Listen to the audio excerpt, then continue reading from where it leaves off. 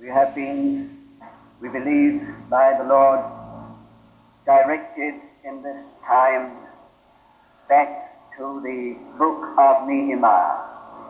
And so we continue in our consideration of its message, which is an all-time message, and as we feel, with a special underlining and emphasis for the time in which we are. We have seen in this book a microcosm of the purpose and the conflict of all time.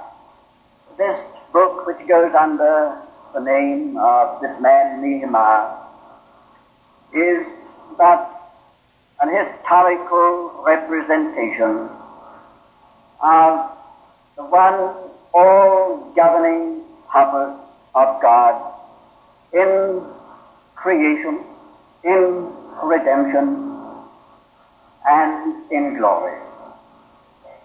Nehemiah is a very useful and helpful means of understanding not just a phase of history, but the whole Bible and all that the Bible is about. I'm quite sure you would all agree, if it could be stated in just a sentence or two, what this mighty volume with its very, very many sides and parts is all about. That would be helpful.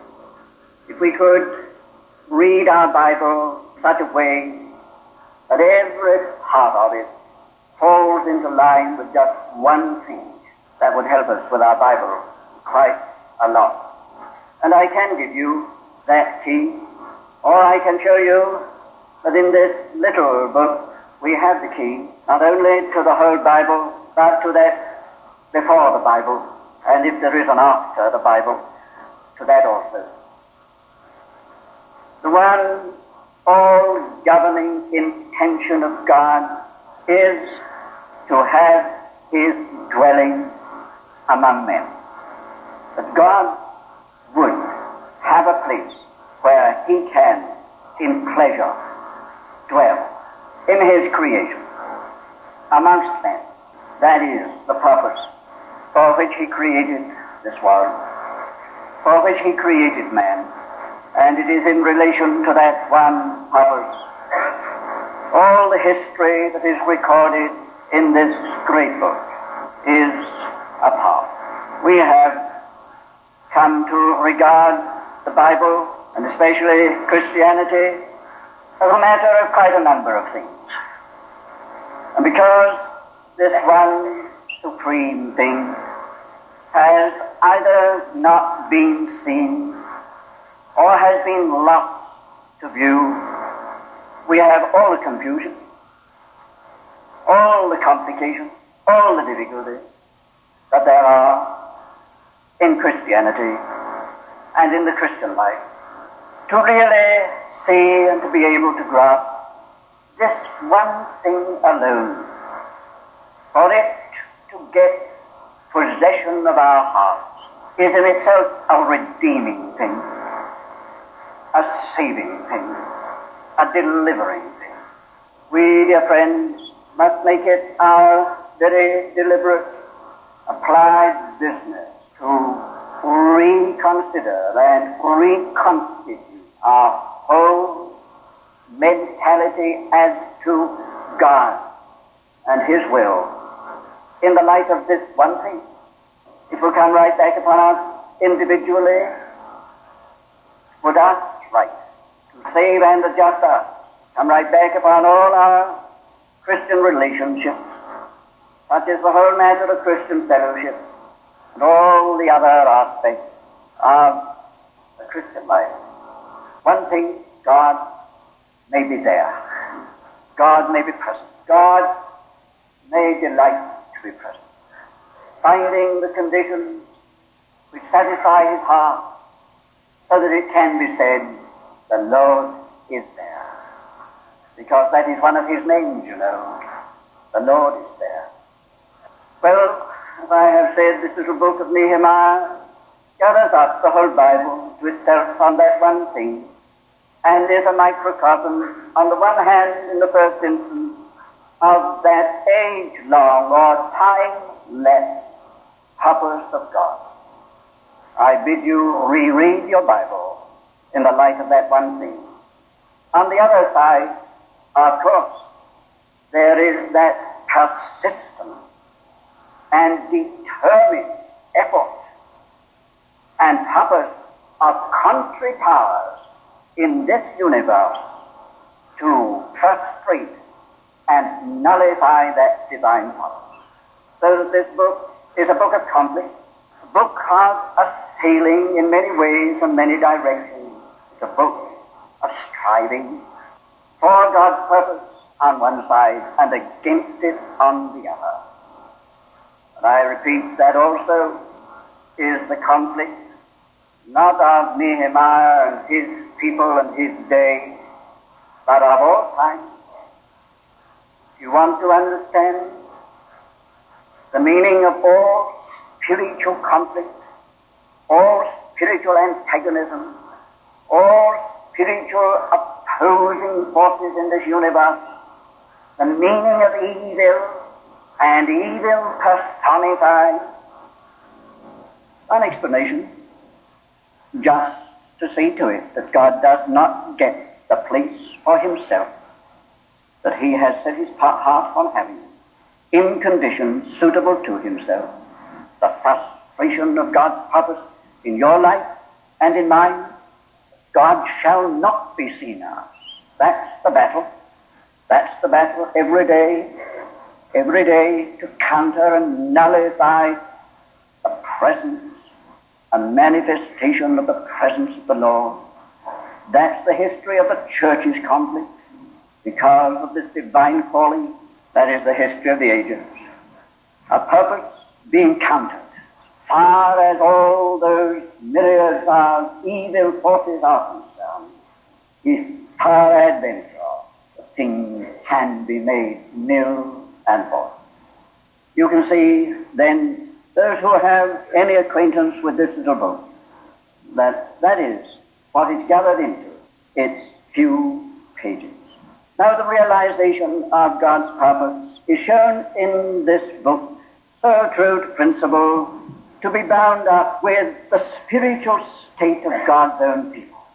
A people taken out of the nation in relation to this purpose, to be the people where God is, amongst whom the Lord is, where he may be found and known.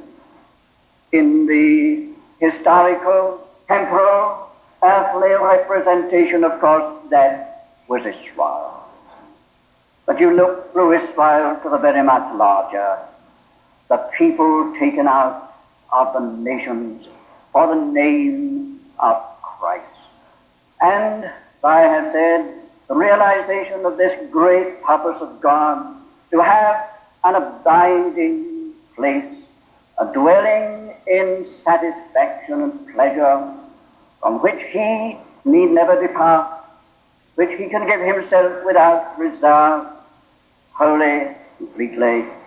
That is bound up with the spiritual condition of that people chosen for this purpose in the first instance.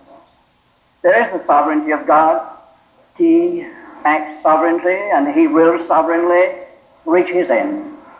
But strangely, and this is one of those paradoxes of which the Bible is full, even the sovereignty of God is linked with spiritual conditions. And this purpose of God is clearly seen in this book and everywhere to be just tied in with the spiritual state of the people chosen in the first instance for this purpose. Yes, it's a strange thing to say, and yet it is quite true, that even the infinite God, wisdom and power, has limited himself to the spiritual condition of his people. God is limited to and by the people of his purpose as to their spiritual state. And that, of course, raises a very, very big issue for us. We are called according to his purpose as we are, chosen in Christ Jesus before the foundation of the world, in relation to this great end, God may come and never depart, find his eternal dwelling place in glory and in pleasure, if we are called according to that purpose. And then the realization of it does so much depend upon our spiritual condition. And that, of course, is revealed so much, so fully in the history of Israel, in the way of type and representation. Then it brings this whole matter of spiritual condition very much to the fore, doesn't it? You and I may limit the Lord. Individually we may limit the Lord's purpose. We may, in that measure, hold up his purpose, put it back. Our assemblies may do that, limit the Lord, and postpone his purpose so far as they are concerned. And as it is true of the individual and of the companies here and there, it is, of course, fully true as to the whole church. The Lord waits for a condition, for the satisfying of his heart and providing him with his place. Well, we have seen how again and again, as in this book of Nehemiah, there was a condition which made it necessary for the Lord, for the time being, to suspend his operations. But then, again and again, how he returned for the recovery of that which would provide him with his means. And this book of Nehemiah is just one of those activities of God in recovery. I'm very glad of that word. I'm glad of that word because it does embody all the grace of God, all the mercy of God, all the patience of God, the long-suffering forbearance of God, all the determination of God not to lose anything if by any means he can conserve it, salvage it, hold it. The story of God's movements again and again for recovery. It's the long, long story of the grace of God. What I have said just now about individual and local companies and the church, true in this connection. God is not going to lose anything he can possibly by any means of grace save it. You or me. We lapse, dear friends. We lapse. We put back the purpose of God in our lives. We lose a lot of time, a lot of our lives, because of those lapses, those departures, because of the conditions we allow come into our lives and the interest and the dividedness of heart and whatnot. We lose a lot of our life keeping God waiting, and yet he's not waiting. Even in those times he's doing something, as with this people, deep work of discipline, of instruction, teaching how unprofitable it is to be out of the will of God, how little we really gain in the end when, having been called, we do not follow on to know the Lord.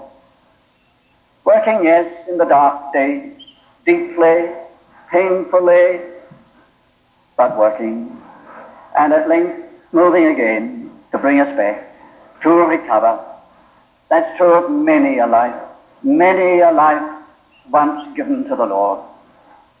That's true of many a company. The Lord does not just lightly, because of some faults or weaknesses or failures, wash his hands of the whole thing and say, I've done with it. He will return to his purpose. If there is any prospect at all through grace and mercy of furthering it. And so with his church, it will be like that. I thank God for the word recovery. Where would any of us be today if the Lord had let us go? Let us go. If he had not recovered us. Maybe some here this morning who have gone, who have let go. May I say to you, the Lord is not giving up. You go through a dark and difficult time under his hand, in which you will learn that there's no gain in that way. And he'll react again. Come back. and seek to draw you back not only to himself but to the purpose of your being called into fellowship with him. Well, here this little book is a monument of that recovering activity of the grace and mercy of God. And now my difficulty, and that clock is always the difficulty. There's so much to which that introduces us. It's quite impossible to say it all. But I want just to say, if possible this morning, a little about the identifying of the two main factors in this great matter. Firstly, the purpose, and then the power. I think probably we have to leave the second until the afternoon, which I feel to be very vital, if I may say so here, the power by which God recovers his purpose. But just to identify the purpose itself, I have spoken in general terms of the purpose of God. I've just brought into view the fact of a purpose, and I have said something as to what it is, but we really haven't got to the heart of it. We just have to stand right back, both from this book and from the Bible as a whole, from all the forms, all the representations, all the figures, and all the things which are crowded into this volume, the Bible, and seek to see one all overshadowing reality. For these, after all, are only representations, pictures, figures, symbols, ways of speaking, ways of teaching. Behind them and over them all is one inclusive, all overshadowing figure, and that figure is God's Son. This is the end of side 1. Please turn the tape over for side 2. Over for side 2. Over for side 2.